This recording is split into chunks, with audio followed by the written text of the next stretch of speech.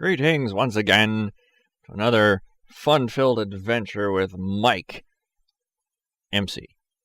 This is an automatic furnace using hoppers. Very special thanks, as always, to Seth Bling, who I was looking at his snapshot from January, and he said he was telling me about hoppers and that comparator redstone thing, and put the two together, and I made one of these things. Now, he had a sorter that was cool. This doesn't sort. This only knows two things. This one knows flammable material, which is, the coal here, and material that the flammable material burns, which is the ores, or really whatever else. So everything that can be put in a furnace goes in this left thing, which, as you can see, maybe, this is a trap chest. Then everything that's flammable, combustible, wood, coal, charcoal, goes in the right chest. If you accidentally mix them up, you'll have to go down and reset it manually. Dig it out with your hands because you jammed it up. Now, while the furnace is burning, this light will be on. When the light goes out, the furnace is done. The furnace will stop when it reaches, when there are no items in the furnace, it will stop. So as soon as the last bit of flammable has been used, the furnace will end and the cart will come back up. If the cart doesn't come up, however, we have the send recall button, which you can press, and for example, if the furnace is ready to go, you can push the button and the cart will go down and load itself next to the furnace. If you're waiting for stuff to come up and you want the cart returned now, you can push the button and it'll return. So let's show you this here. Let's see, we put bustable stuff in this side. That will keep doing that as long as the chest is open. With the redstone, the trap chest, as long as it's open, it will not allow the hopper to take the materials. It's kind of interesting. While the redstone chest is open, the materials in it will not be sucked out by the hopper. They will, however, be sucked out by a regular chest. As you can see, it disappeared. Now, the furnace is working, and in a few moments, we will see the cart come back up with 3 ores in it. Now, there's only one coal in there, and the coal gets used instantly. So all the coal that's in the furnace right now is just flame. So that counts as 0 objects. And when the ore's finished smelting, I guess, there you go, the light goes off, and here's our chest.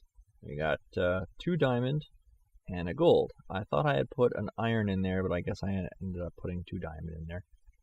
Unless the iron is jammed.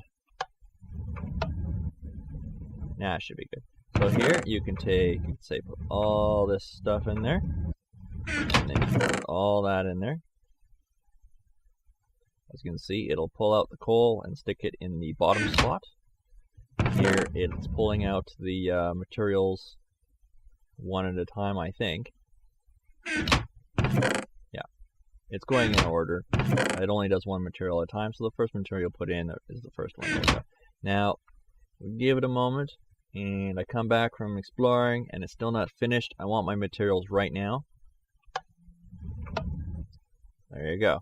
I've got 3 iron. I can make a pick, and then send it back down again to continue putting stuff in. And here's the setup. The ore hopper goes in through the side. I learned this from playing Tekkit. I didn't know that it always worked this way. When the hopper is, there's a little glitch there. When the hopper is on the side, it will deposit items in the top. When the hopper is on, when it's in the side, it'll deposit on the bottom. When it's on top, which is underneath the chest up there, make sure I got nothing useful. Okay. There. So when it's on top, it'll deposit items in the top, which is the ores that can go through. As you can see, it only do one type of ore at a time, so make sure you put them in the order that you want them in there.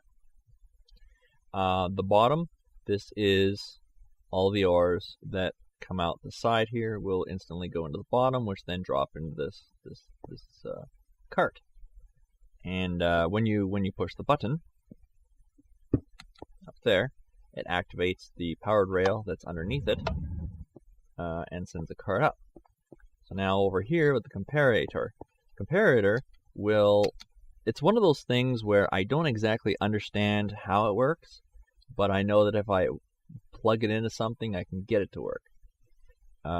Sethling pointed out that you can use it to detect how many objects are in a box. So if there are 0 objects, it won't send out a pulse. If there are 14 objects, it'll send out like 1 or 2 out, right? That's what all these were. I was testing how far out it goes, and so on. So this is set so that if there's more than 0, if it's equal to or greater than 1, this will send out a line there, which turns off this torch, which disables this thing. So I should go and put the cart back, which holds the cart in place next to the hopper, which drops the items in.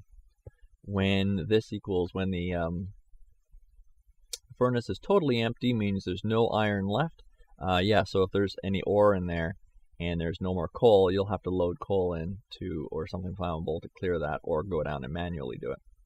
But when all that reaches 0, then this will make no current, which will turn on this torch, which will then turn on this track, sending it back up again. This track is always on. It'll at the same time go up the line and turn off the lamp, which is on. To make the button work, the button is linked to down here, is linked to the side of the comparator. When this side gets a signal, so if this is, if this is greater than 0, and the side receives a redstone signal, there's something to do with the comparison. Like I said, I don't know how it works, but it does.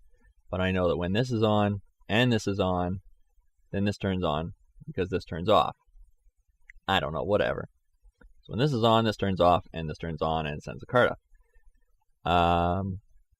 And then I got, let's see here, and that is if the cart is, I don't know, sorry. Here, let's just pretend I pushed the button. There. It's going back and forth now because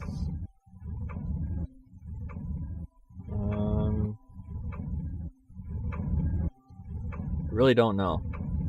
See, like I said, it works, but I don't know why it works. I seem to have cut the signal by going into the side there.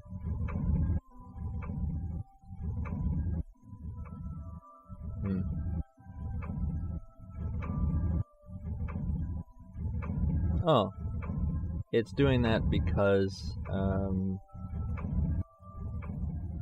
that is on. Yeah, so if I press the button, it'll go up, and so if I press the button, it'll turn off the torch and then turn it back on again, and then the cart will go up. But anyways, yeah, there. It's a very small automatic furnace. You can use it in multiplayer because it's, it doesn't depend on pistons or anything. So 1, 2, 3, 4, footprint of 5 deep. 1, 2, 3, 4, 5, 6, 7 wide, 8 wide, sorry. And including the floor, 1, 2, 3, 4, 5, 6, 7, 8 for that too. So 8 by 8 by 5. Yeah, and you can toss whatever you want in there that's flammable, right? And it'll eventually pull it out. See?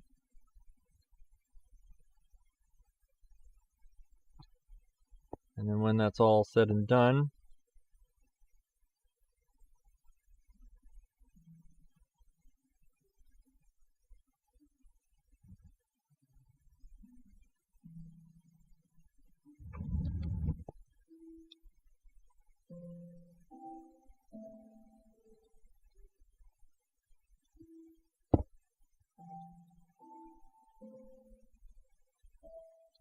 Light turns off, this turns on, pushes it up there. This upper one is only activated by a button, so it grabs onto it.